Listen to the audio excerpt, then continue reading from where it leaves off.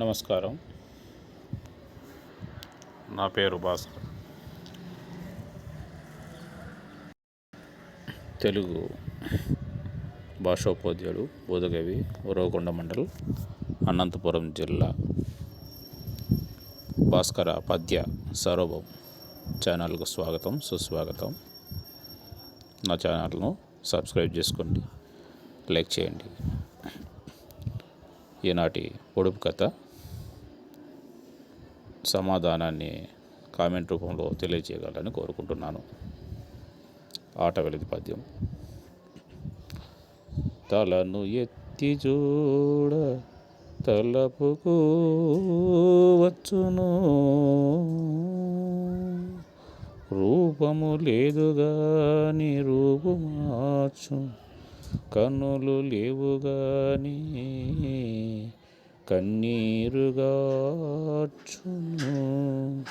ధవల వర్ణముండు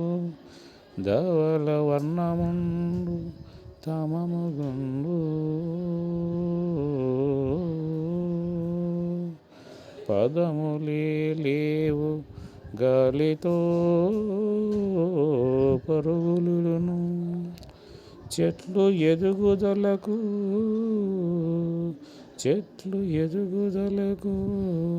మంచి స్నేహితుండు,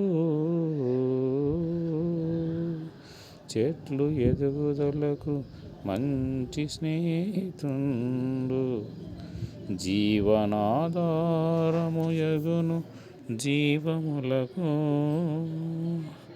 దీని భావమేమి యగునో తెలుపమయ్యా.